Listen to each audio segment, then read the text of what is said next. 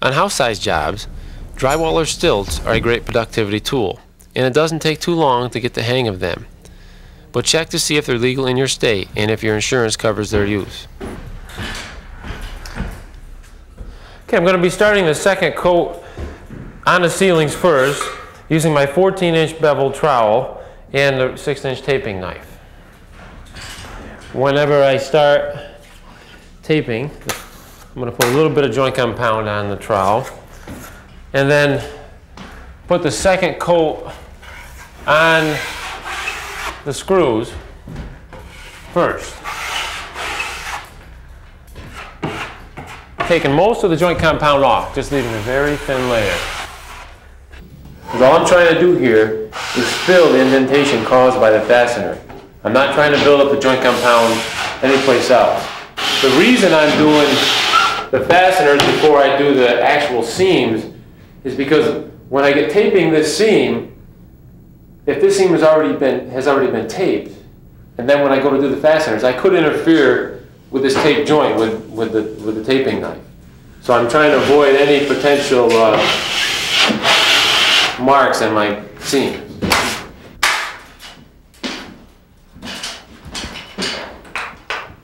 Now, I'm going to start after I get the fasteners done, I do the interior corners. Okay, when I'm applying the joint compound with my taping knife, all I'm trying to do is get it fairly even.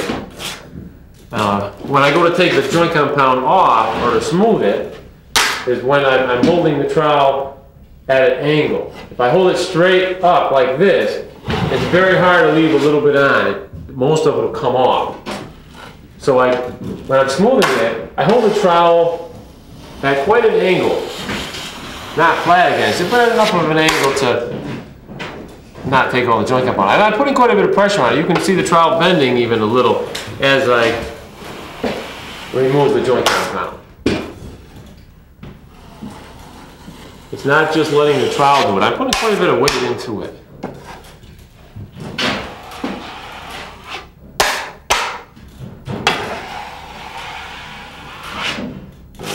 When I'm actually doing the smoothing, I'm taking very little off. I ran that knife 6 feet and I've only taken off a very little bit of joint compound.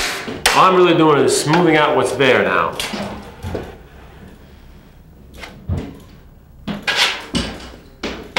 If there's a little bit of, a few chunks of dry joint compound in the corners, I just take my 6-inch knife and scrape them off before I apply the joint compound.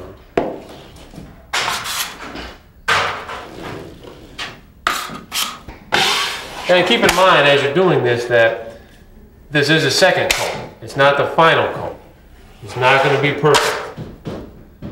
I could spend an hour on this corner and it would still never be perfect. So you got to walk away from it after a while.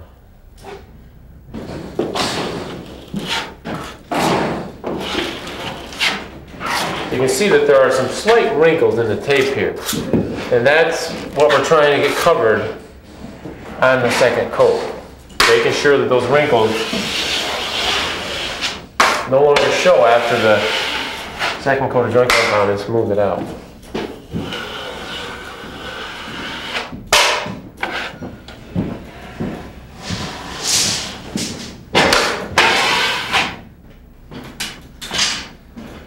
I've already taped the fasteners and second coated all the inside corners, and now I'm going to apply the second coat to the seams.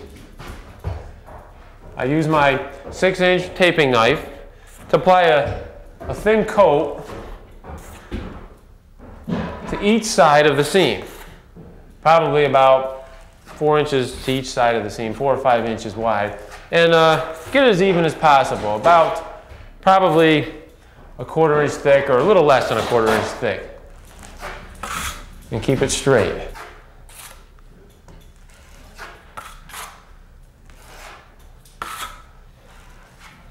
And then this is when I use my 14-inch bevel trowel to smooth the joint compound. First, I'll do one edge at a time, smoothing the edge out. All the pressure on this trowel is on the outside edge. trying to get that as smooth as possible. I took off quite a bit of joint compound. Now I'll go over to the other edge and get that as smooth as possible, keeping all the pressure on the outside edge. My producer was a little confused about what I meant by a beveled trowel, so I'll show you what I mean. Maybe I should call this a curved trowel because it's cambered or curved along its length so that the center of the trowel lays down roughly an 1/8 inch thickness of compound, while the edges feather out the compound to almost no thickness at all. Now I'll take the trowel and apply even pressure to both edges, which will smooth the center of the seam.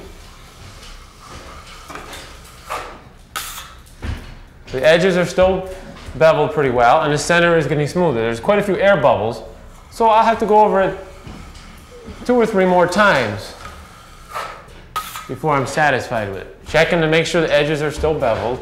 You're not going to get all the air bubbles out, but right now I've got just very few small ones, and that's fine for your second coat. After the second coat of compound is dry and before I apply the third coat, I like to sand out any trowel marks or ridges or unfeathered edges that I left while second coating. I call this light sanding, and it only takes a few minutes to do each room. This light sanding makes it easier for me to apply a smooth, thin third coat of compound. I am careful not to oversand. I don't want to expose the tape or hollow out a length of seam.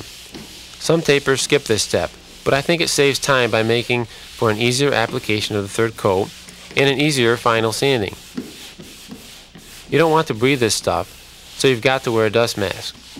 When you're shopping for these, read the labels and make sure the manufacturer says they're good against non-toxic fine dust. For the third coat, I always use ready mix compound. Unlike the powdered setting types, this stuff can be thinned down with water anytime after I've opened the bucket, and it doesn't dry out as quickly while I'm using it. These are handy characteristics for the third coat because I trowel it on so thin and then I trowel almost all of it right back off again. This much working would quickly harden a setting compound, which can't be rethinned. Also, the ready mix compound is softer and easier to sand than setting compound once it dries, but you still have to stir the ready mix to even it out. Just as in the previous coats, I tape the fasteners first, still applying just a thin coat.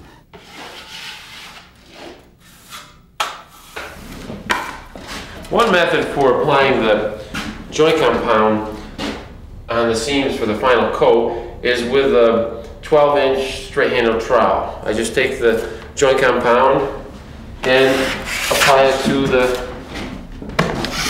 seam. I'm going wider than the seam by 1 or 2 inches, as long as you go wider. The idea behind the finished coat is to keep everything nice and beveled and finished smooth. So once I get a nice thin layer on there, I take the same 12-inch trowel and I remove most of the joint compound.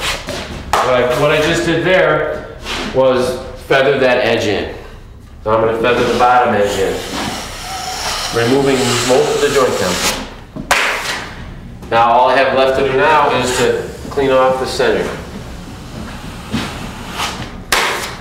I've removed most of the joint compound. The only joint compound left is what's filling in any ridges I had before. I notice there is a little ridge right here. And things like that I'm looking for as I'm applying the third coat. So I'll just put a little more joint compound on my trowel, and I know that needs to be filled a little bit more.